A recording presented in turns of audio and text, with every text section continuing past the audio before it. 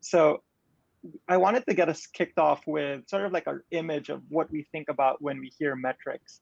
And ideally, this would be like a sad reality that we hope nobody experiences.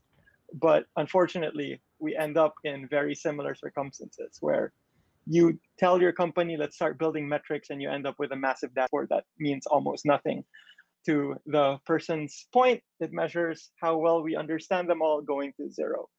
And so we thought it would actually be a perfect segue to chat this Coalesce season about metrics because most of the organizations are entering OKR season. So either you're setting up OKRs for the first time, you're already doing your next series of OKRs, or you're going to start measuring what your Q1 OKRs look like. And so a lot of you might find yourself in the situation where you have to track metrics, you have to get tracking set up and reporting organized for that process. So we hope it's a sort of a good segue to what goes on. But we do want to ask the critical question of how did we get here to begin with? Like, why is metrics such a painful process? And why does it always seem to be riddled with confusion and misunderstanding? And if you've gone through your own DBT journey, similar to the DBT 101 session this morning, or the session you'll face or you'll see later today if you didn't catch that earlier session, we'll see this concept of building models that end up in marts models that serve business use cases. So if you look at the green models on your left, these are your sources. That's where your source data comes from, whether it's an external system or your own products database. And you want to start aggregating and simplifying and baking in business logic with code to create your final models that then serve the business use case. And the goal is to get you to some reflection of reality, like orders and customers, if you're a traditional B2C customer that's trying to fulfill orders.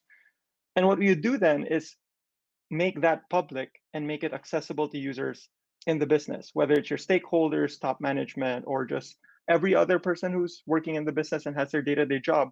You want to make data accessible to them so they can augment their decision making and push the company forward. And so we would expose this to BI tools like Looker Mode, Redash, Power BI, Metabase. And let me know in the chat if I missed one of your favorites.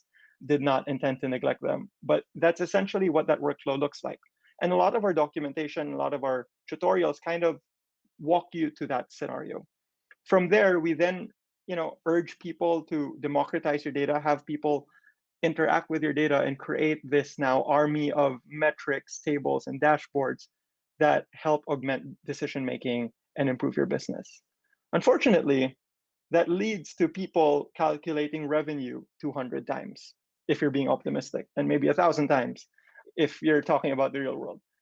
And that ends up with situations where people have slight inconsistencies about the way they perceive their core metrics of the business because you can calculate it however how many times you'd like and how much you and as repetitive as you'd like. And it also leads to situations where people actually make slight discrepancies with the way you calculate revenue, for example. Let's say someone discovered that some of your figures had negative values and now had to create special case when conditions or special logic to account for negative revenue, which shouldn't be expected. But in this highly distributed model where everything's mostly put on the BI layer, it's really hard to communicate that across your organization and also make sure that everyone's on the same page. So we wanted to highlight three key challenges with this model that a lot of us end up in. And the three key challenges are namely, first, there's very low visibility on what exists once you put things in the BI layer, because a lot of BI layers also don't do a very good job at trying to give you a lot of contextual information on what the dashboard or metric has. It's just a difficult task in general. Second, it's very easy to modify and thus create parallel versions of the same metric because people have the ability to edit and copy and create a duplicate of that table. And lastly, anyone can make a metric for anything. And this is like your double-edged sword when it comes to data democratization. So I wanted to highlight the third first, and let's focus in on the problem where anyone can make a metric. When we think of metrics, we like to use this mental model of sort of a car, or in this case, like a car. The car in this particular metaphor is the business itself. The primary decision maker would be the driver behind the wheel, and everyone else kind of built that car up. And so whether that's the engineers or the designers that piece the car together, that's like the rest of your business. And we like to think about dashboards and metrics the same way we thought about building dashboards and metrics for cars.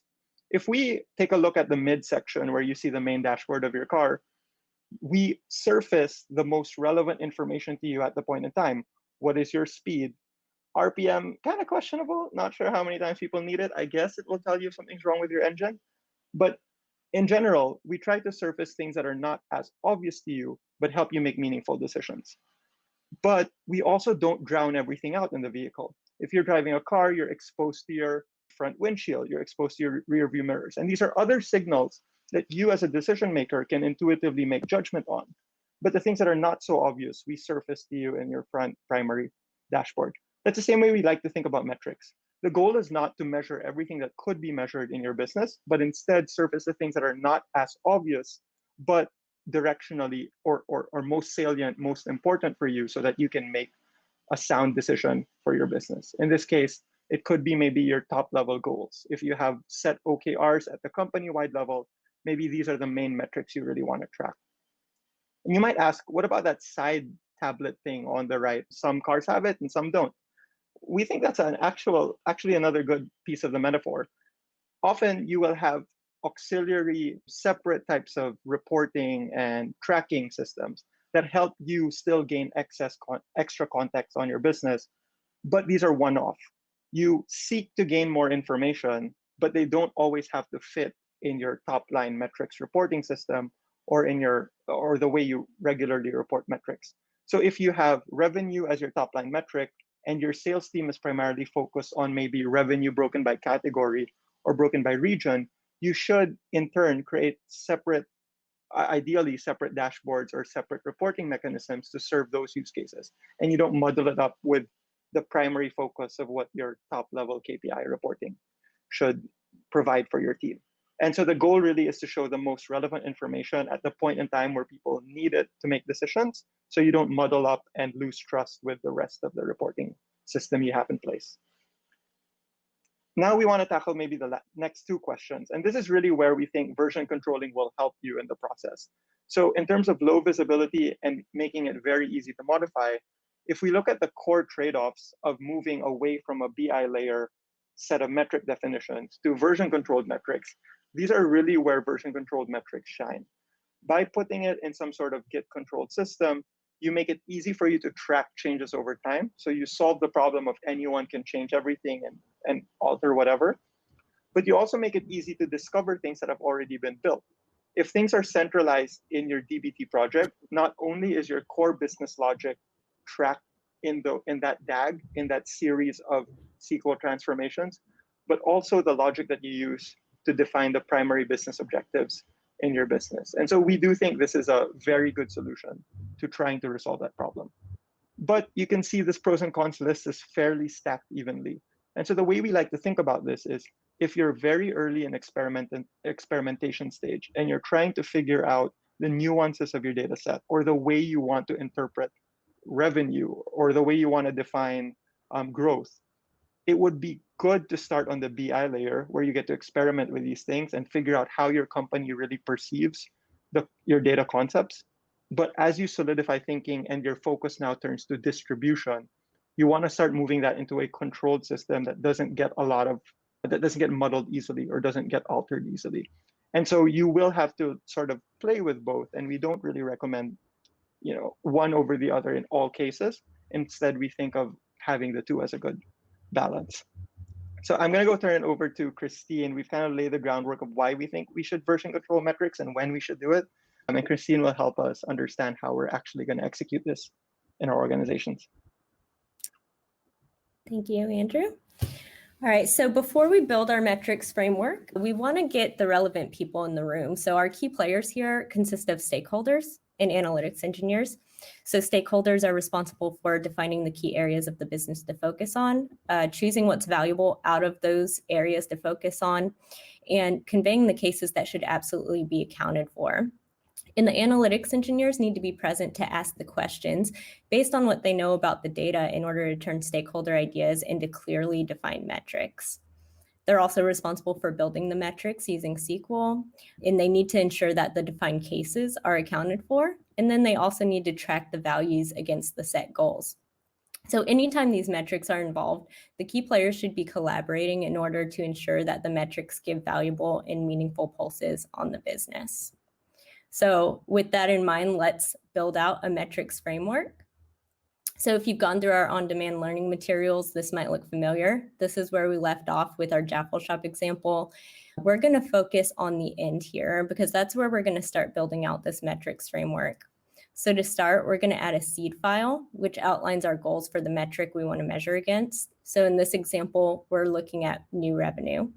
Our CSV file looks like this. So you can see that I have a date, a goal value, and a metric name. And that metric name is going to be important for differentiating our different types of goals because we're going to expect to add more seeds like this for each goal that we have.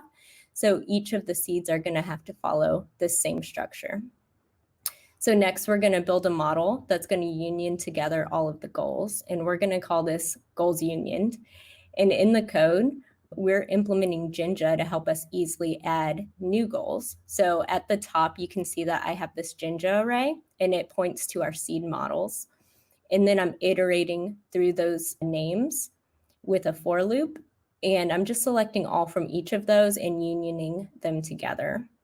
And then next, we need to go and grab the dbt utils package if we don't already have it, because we're going to use the date spine macro in order to create this model, which is an all days model, and it has a row for each day. Here's what the implementation of that looks like. So you can see on the right, we have a row for each date. So now we're going to join our goals union model to our all days model, which gives us all of our goals for each day in our date range that we specified.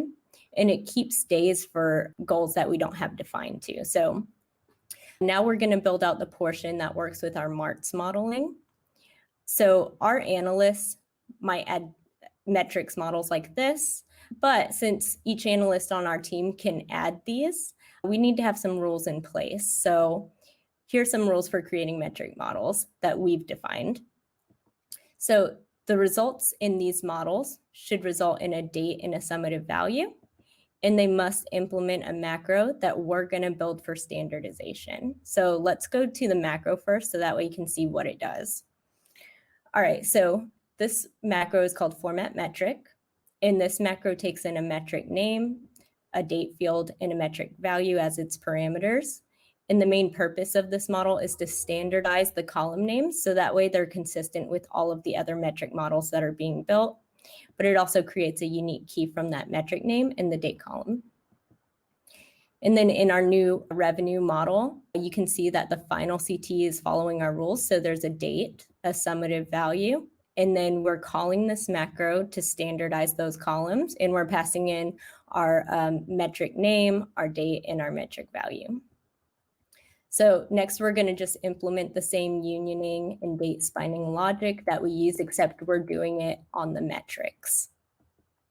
And then finally, we join the date spine goals and metrics models to create our final model, which contains all of our metrics and corresponding goals.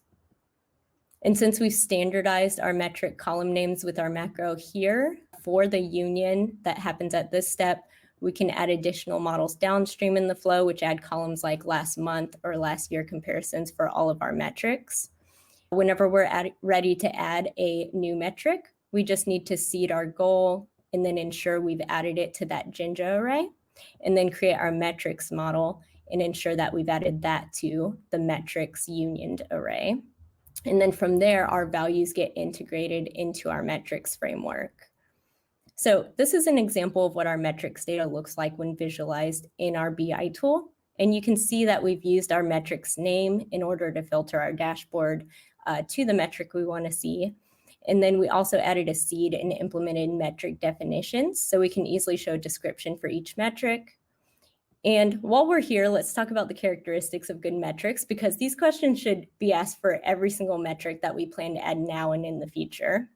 So does it accurately approximate the real state of our business? Again, we're not looking for exact numbers, because the path to get there is often full of things that account for different scenarios and they don't agree with each other. We're just looking to set the rules which should apply to our business as a whole. Does its trend clearly convey what it means for the direction of our business? So if the trending line doesn't point us in the right direction of what to focus on because it's riddled with caveats, then it needs to be reconsidered and better defined by our metrics committee, right? All right, so does it measure our performance versus our goals? Since the dashboard's all about getting a pulse on our business's health, we want to make sure that we're comparing our metrics to something tangible that we can take action on. All of the metrics supplied should augment our decision-making in order to set the course of our business. And a really great post that you should go and read is Tristan's article, Our Dashboard's Dead.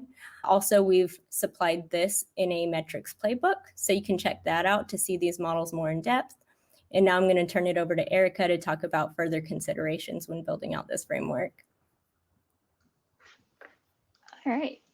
Thanks, Christine, Andrew. So Andrew and Christine really went over like, why is it so important for you to version control your metrics, and also how we at Fishtown implement our own metrics framework. So I want to briefly just wrap this up by talking about how you could really make this framework your own by first covering strategy. So what are some overall tips for implementing this in your own organization?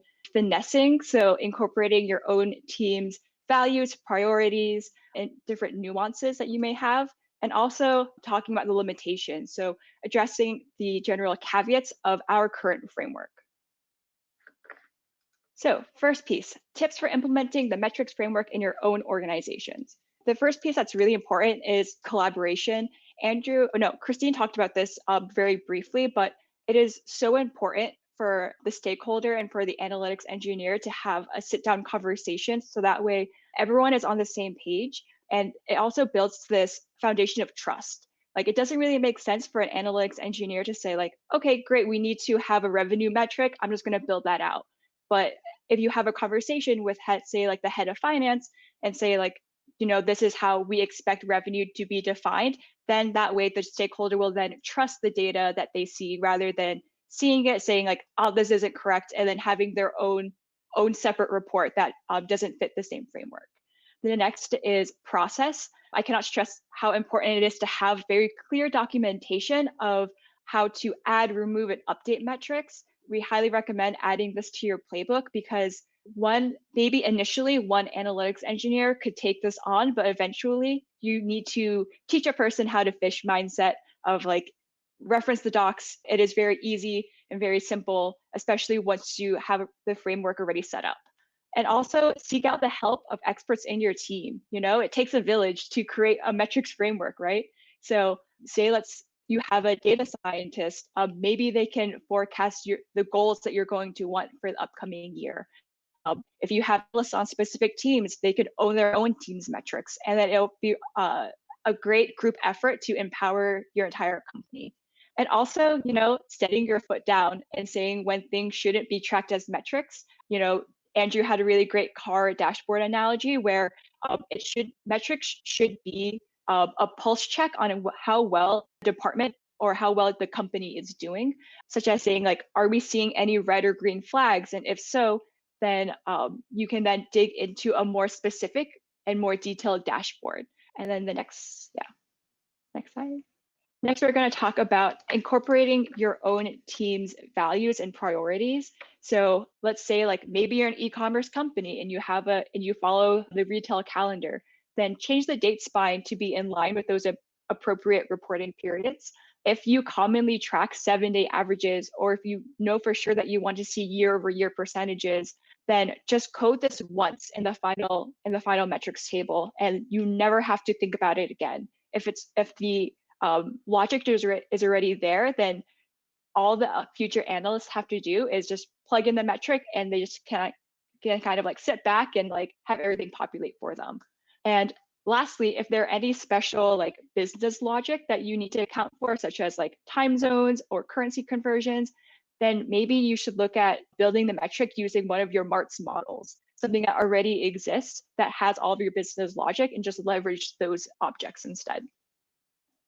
And then, it wouldn't be a Fishtown Analytics presentation if we don't address the limitations of the current framework. So the way that we have currently built the metrics at Fishtown is that it only handles summative metrics. So anything that has ratios or averages, we currently do not account for, but it is definitely something that you can tweak the framework to include.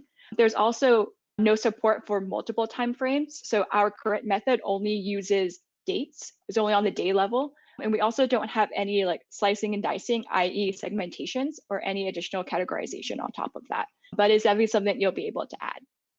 So yeah, thank you.